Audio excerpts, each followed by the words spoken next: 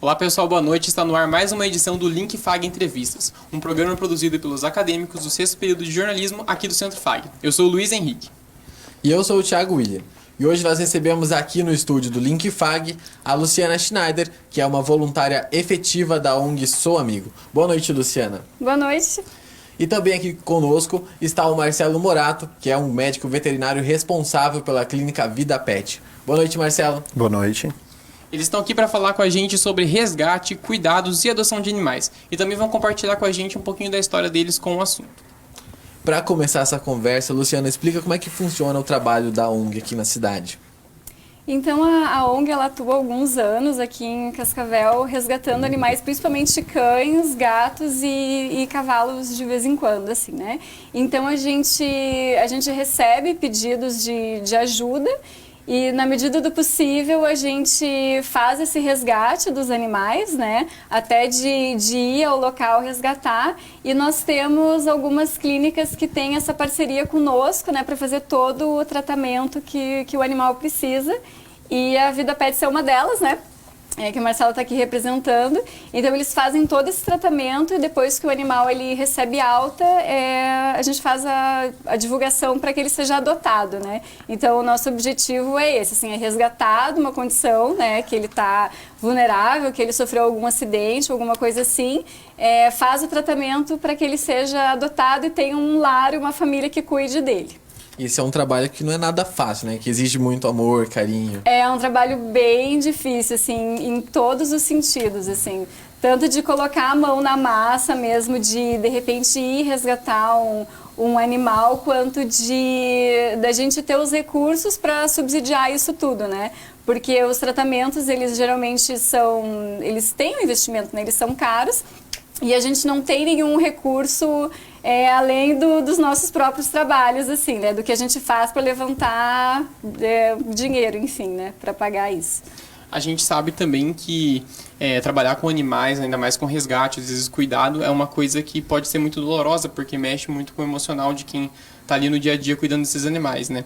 E eu queria saber, assim, qual foi a motivação que fez tanto você quanto o Marcelo, às vezes, enxergarem isso de uma forma diferente e quererem ajudar? Bom, no meu caso, eu comecei a ser voluntária da ONG por causa de um cachorrinho que eu lembro de ter ficado muito chocada com a história dele, assim, que ele tinha sido, olha, não é exagero falar que ele tinha sido torturado pela dona dele. Ele estava, assim, numa situação totalmente deplorável. A ex-dona, ela jogava água quente nele, eu lembro de ter ficado muito chocada com aquilo.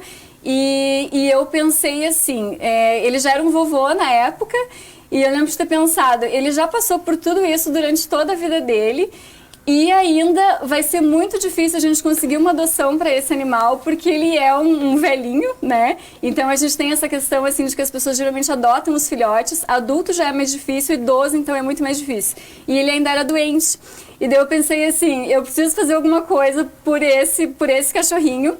E a gente acabou adotando, né? Eu conversei com meu marido, a gente adotou ele e o nome dele é Lucky, né? Ele não tá mais com a gente, mas ele nos tocou muito profundamente, assim. E a partir desse caso, a gente pensou, assim, como que a gente pode ajudar mais, né? Então, o nosso primeiro envolvimento com a ONG foi adotar o Lucky.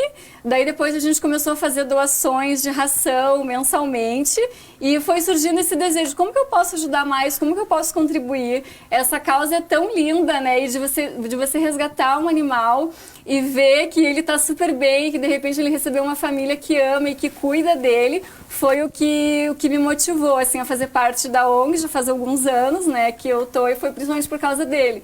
E basicamente, assim, todos os animais que até hoje eu ajudo, eu ainda vejo o Lucky, assim, neles, assim, sabe? Então foi o principal motivador para mim. Eu, na época, antes da faculdade ainda, né, já desde de criança, sempre gostei de animal, sempre quis ser médico veterinário, então sempre tive essa ligação e fazia resgate. Durante a faculdade também tinha um guri que morava comigo e a gente pegava os cães da rua, daí cuidava tanto da parte médica, mas também dos cuidados, né? E tosa e tudo mais, e arrumava dono. Mas aí, um por um, né? Um animalzinho e tudo. E como médico veterinário, isso acaba dando para a gente uma oportunidade muito grande de ajudar. Porque dentro dos resgates e tudo mais, a parte do tratamento acaba sendo bem onerosa. Então é uma coisa que a gente acaba conseguindo. Então, tanto em parceria com as ONGs, como a gente também lá no hospital, acaba sempre tendo algum animalzinho lá que fica de hospedado ou de resgate, né? E aí a gente vai sempre fazendo esse trabalho também. Marcelo, explica como é que funciona esse processo, essa parceria que você tem com a ONG. Eles levam os animais debilitados até vocês? Como é que funciona isso? Eu conheço já o pessoal da ONG há muitos anos, né? E eu sempre gostei muito da forma como eles trabalham, que é bastante cuidadoso, né? Para não se sobrecarregar, não poder cuidar direito dos animais. Então isso eu sempre achei bem importante. Então nossa parceria funciona da seguinte forma. Eles têm direito a um certo desconto, a uns valores diferenciados, lógico, e também a gente vai cuidando, porque é imprevisível. A gente não sabe que dia vai aparecer um animalzinho. Então a gente tem uma parceria não só nos cuidados de animais doentes ou animais que sofrem traumas, atropelamentos e tudo, mas nas castrações. As castrações são mais fáceis, porque é um procedimento eletivo, a gente faz para prevenir problemas, então eles são muito organizados, né? Então junta o dinheiro, consegue doação, aí leva lá, daí castra e tudo mais. Tem o desconto, mas aí é mais dessa forma. Nos resgates, isso não tem como ser feito. Não tem como achar o animalzinho, juntar o dinheiro e daí a gente fazer.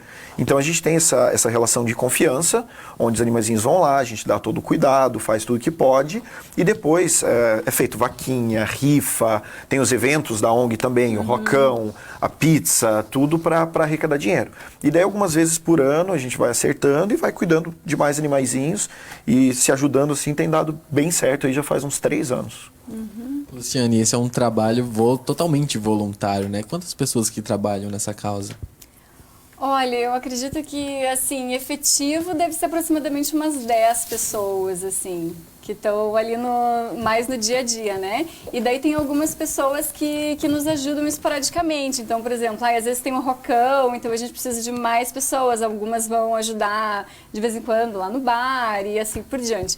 O nosso próximo evento vai ser agora a Pizza dos Amigos, né? Então a gente vai chamar algumas pessoas, né? Então a gente pode, por exemplo, divulgar nas redes sociais e quem tiver interesse pode inclusive entrar em contato conosco, né? Eu quero participar e a gente vai lá e combina o dia e ajuda no que puder.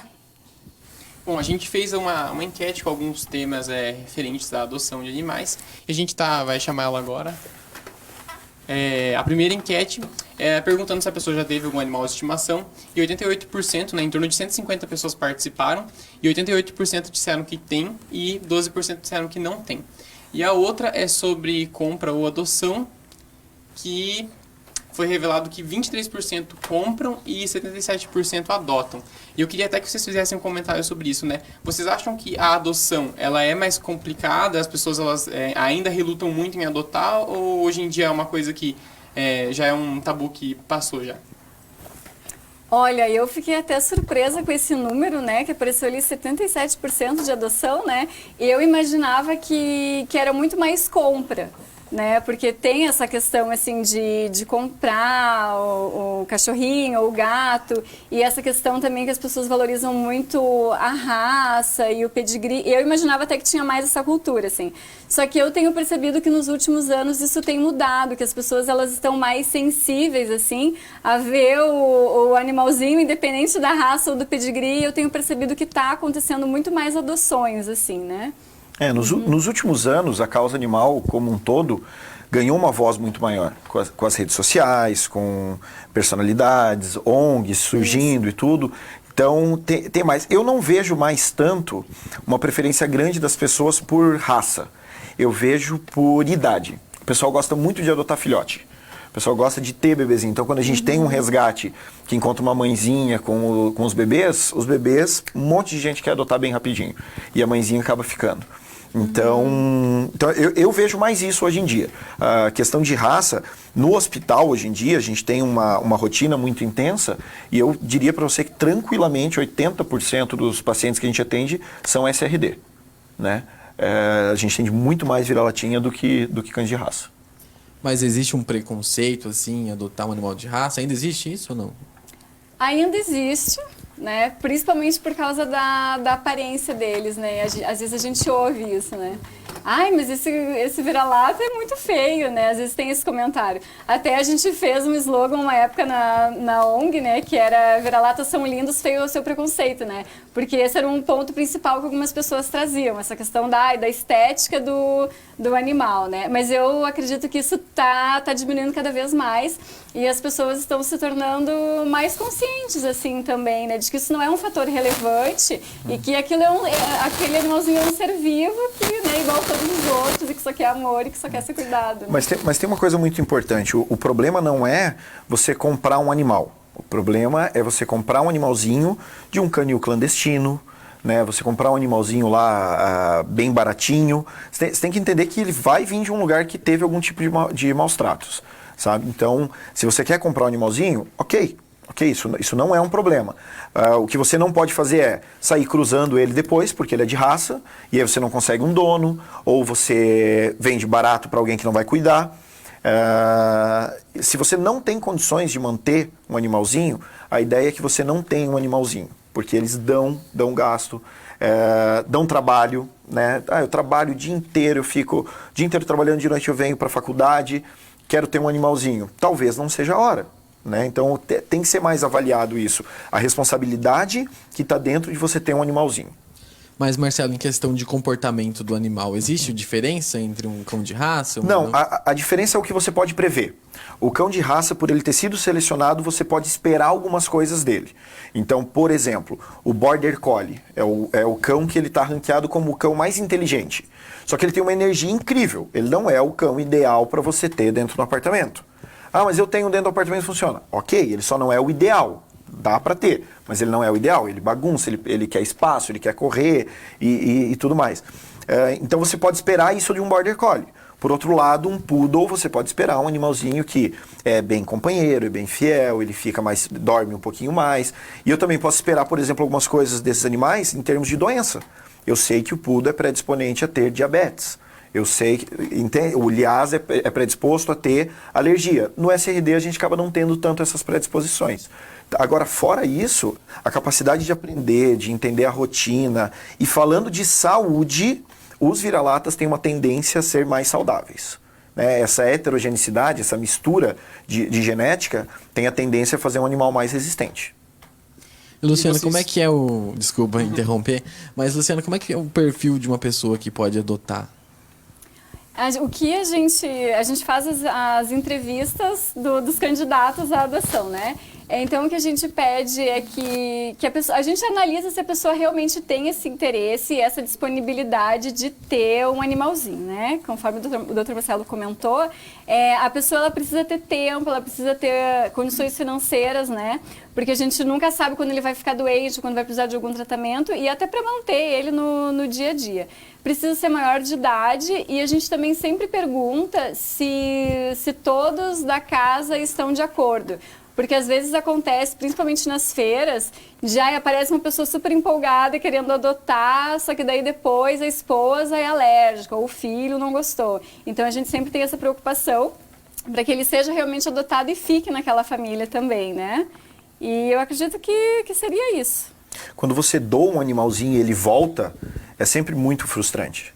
Sabe, eu acho que deve ser ruim para o animalzinho, mas até para a ONG. A gente, às vezes a gente resgata também e daí você faz a doação. Aí 2 dias devolve o animalzinho. Ah, não, mas aqui foi para casa e ele está bagunçando muito, ou meu filho tem alergia, esse tipo de coisa. É frustrante, porque é um animalzinho que você acha que você já colocou ele, que já deu tudo certo, sabe?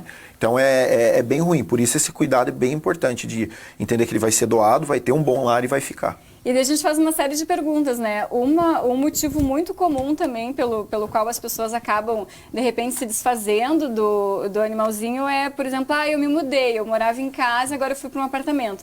Então a gente sempre pergunta, olha, se isso acontecer, o que você pretende fazer?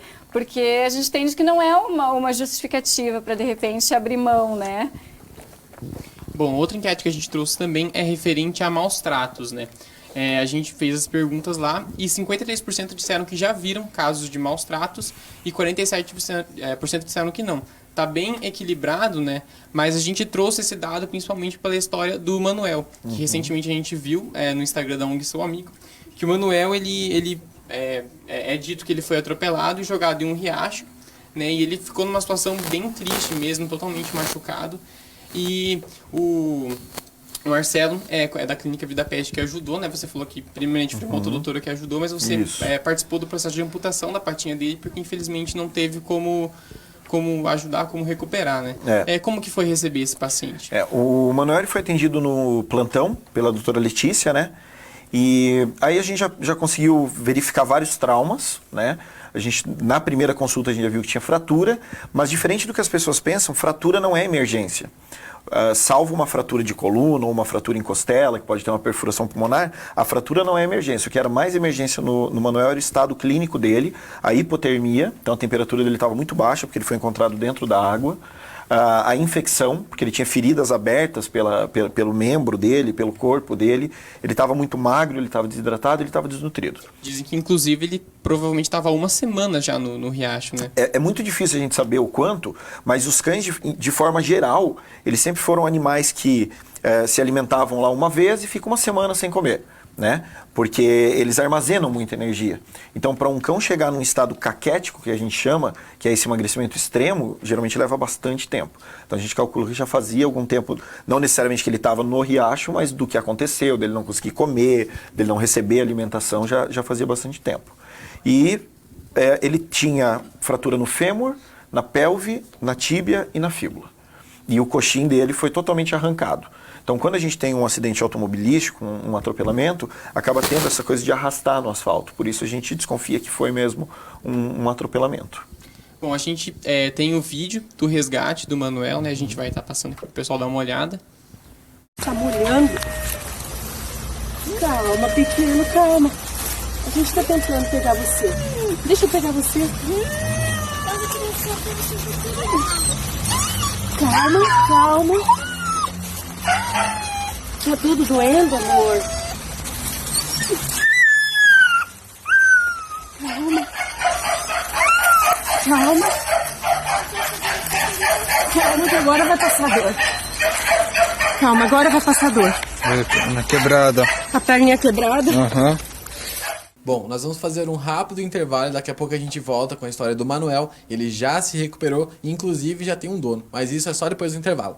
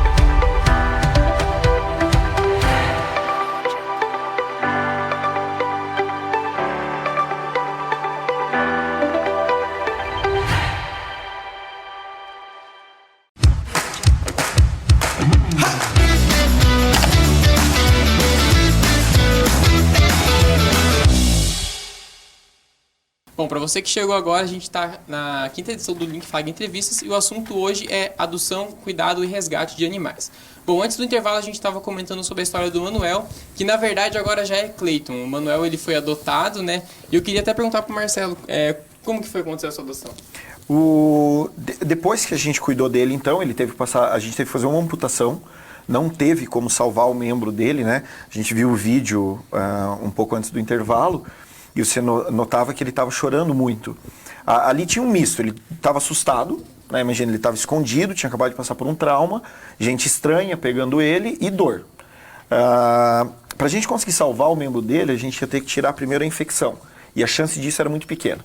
Tinha mais chance da infecção se espalhar do que da gente tirar ela.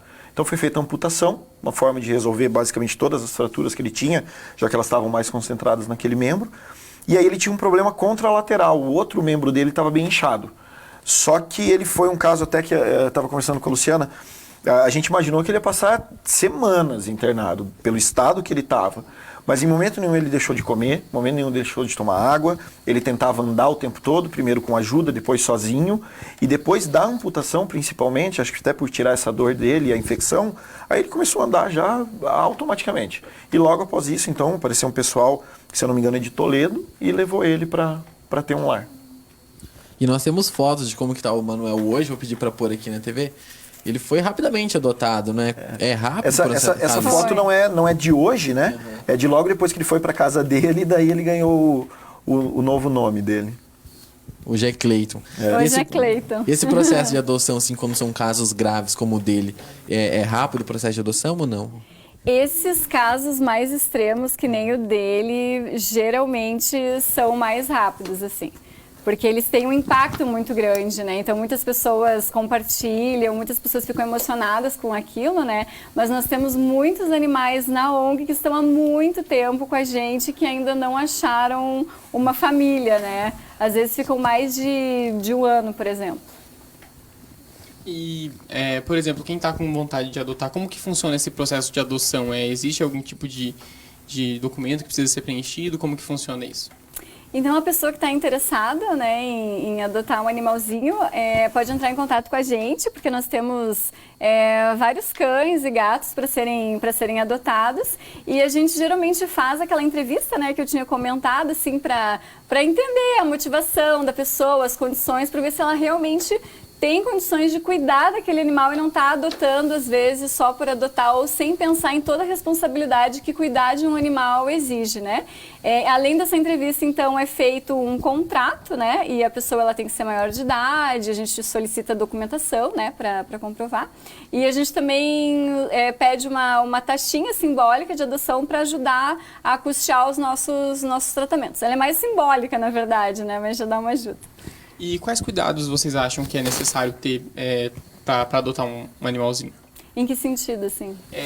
Tanto de espaço quanto de carinho mesmo, né? A pessoa ela precisa estar muito atenta às necessidades do animal, tanto em questão de saúde, quanto de espaço, quanto do carinho também que ela oferece para ele. Isso, exato. Inclusive nas divulgações que a gente faz, a gente coloca algumas características assim da personalidade, né, do animalzinho. Porque tem alguns assim que são muito mais ativos, que precisam de espaço, que querem brincar. Então, geralmente as pessoas buscam por filhotes, né? E filhotes são muito ativos, eles querem atenção o tempo todo, eles vão comer os móveis da casa, eles vão pegar o sapato. Então a gente já avisa tudo isso porque a pessoa tem que estar preparada para que aquilo vai acontecer.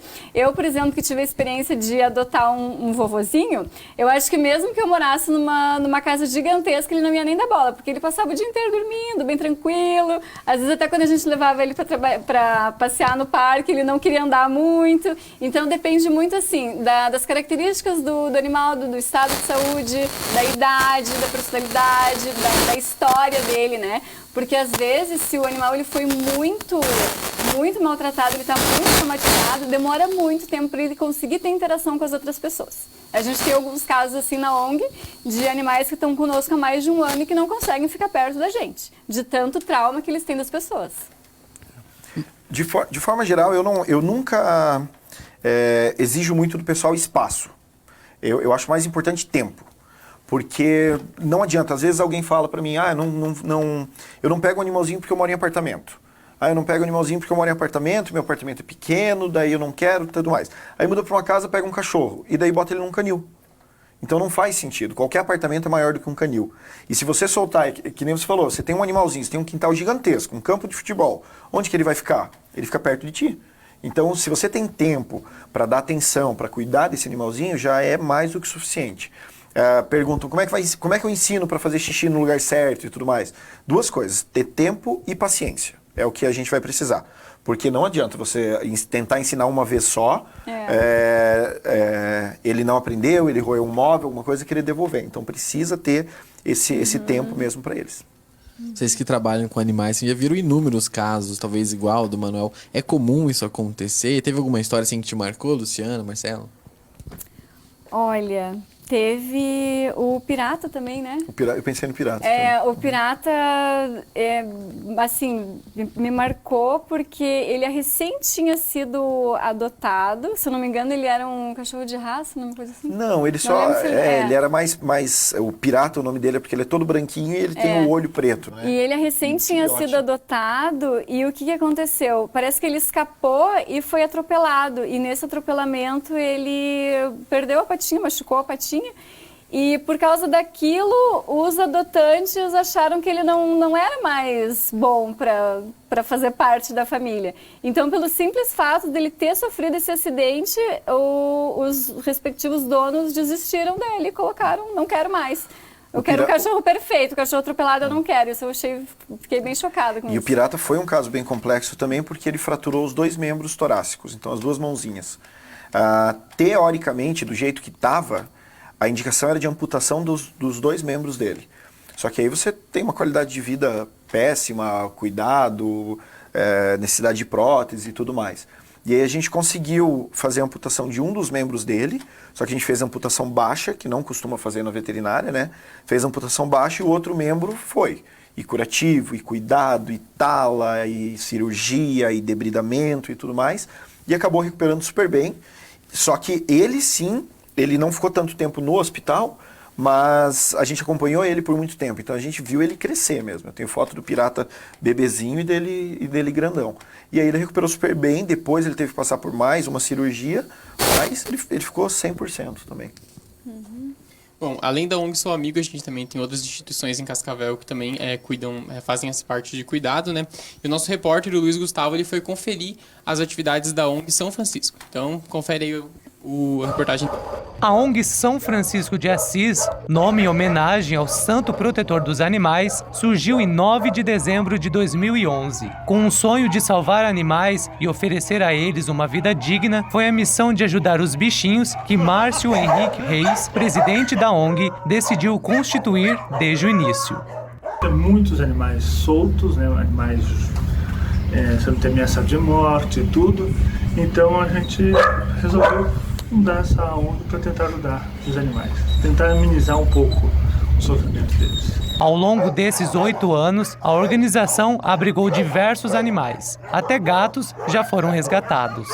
A gente estamos em torno de 96 animais, mas já tivemos 260 poucos. Então, quando a gente tinha gatos, né? Hoje, por exemplo, só mexemos com cães. Márcio comenta sobre a importância de pessoas contribuírem para com as ONGs. Além de fazer um bem para o próximo, a sensação de gratidão sempre permanecerá em quem faz a boa ação. Olha, elas são extremamente...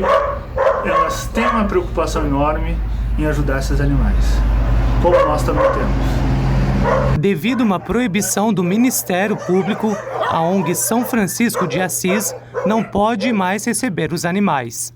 Ele comenta como era a situação dos animais quando chegavam ao abrigo. Quando chegava aqui, chegava em situações precárias. Amarrava aqui no portão, tinha gente que colocava até animais já criando, assim, colocava aqui na caixa, aqui, jogava cães e gatos aqui dentro de caixa, filhotinho. Entretanto, Márcio relembrou sobre a sensação de quando faziam os resgates dos animais em estado de abandono. Olha, é um bem-estar enorme, porque você tirar um animal numa situação precária, essa magricela, tudo, voltando quase todo o peso do corpo, tudo, você conseguir resgatar e você pegar ele e tentar fazer uma coisa, mudar a vida dele, é uma grande coisa. Além disso, o Ministério pediu para que eles instalassem câmeras de monitoramento para coibir pessoas que simplesmente deixavam os animais frente à sua casa. Ana Paula Ascari Gnoato é professora de Medicina Veterinária no Centro Universitário FAG. Ela é criadora do projeto Trote Solidário, que realiza arrecadações de alimentos para distribuírem nas ONGs da cidade. A São Francisco de Assis também é uma das beneficiadas. Faz o trote solidário sempre no começo do ano com o pessoal que está entrando na medicina veterinária, né? É um estímulo para eles já estão entrando, é para conscientizar eles do benefício de você ajudar o próximo e principalmente ajudar os animais, né? E daí isso daí se espalha por toda a veterinária. Os outros professores também aderem ao trote solidário. A gente faz um incentivo, né, com prova, com trabalho, com ajuda pro acadêmico que está doando. E o trote solidário ele funciona em 2 etapas, sempre no começo do ano, com a arrecadação de ração, e com as turmas de deontologia, no meio do semestre, no segundo bimestre, a gente faz a visita à ONG, e daí eles vão lá, dão banho, desvermifugam, fazem tosa no animal, eles confeccionam casinha, caminha, dão um produto de limpeza, que daí é uma segunda parte para a gente conseguir colaborar ainda com a ONG. Ana também possui animais. Trabalhar a responsabilidade é um dos tópicos que ela pontua sobre aqueles que abandonam os bichinhos nas ruas. Quando que você trabalha a responsabilidade, principalmente na fase infantil, na fase de adolescência, o adulto se cria mais responsável com o seu pet, né? Então, assim, eu sou muito contra a pessoa pegar e soltar o animal. Tem que ter uma conscientização de quem pega o animal, que o animal faz cocô, os primeiros 2 anos eles vão roer móveis, vão ter que brincar, eles são mais hiperativos, então tem que conscientizar a pessoa quando que ela tem o animal, para ela não descartar o animal. Muito obrigado, Luiz. Eu quero agradecer a reportagem que ele fez. Luciana, já para finalizar aqui, como que faz para ajudar a ONG, para ser voluntário, para conhecer o trabalho? Pode começar a seguir a gente nas redes sociais, né, que é o nosso principal meio de comunicação com o público e de divulgação. E a gente precisa de ajuda em várias frentes, assim, né? Tanto em relação a auxiliar nos eventos, a própria doação financeira mesmo, às vezes indo na própria clínica mesmo que a gente tem em parceria, né, como na Vida Pets. Ajudando com transporte, tantas vezes para fazer o resgate de um animal, quantas vezes precisa para fazer algum tratamento, levar nas clínicas, doando ração, doando medicamento, tudo isso é bem-vindo. E onde que a gente pode encontrar também as atividades da Vida Pets?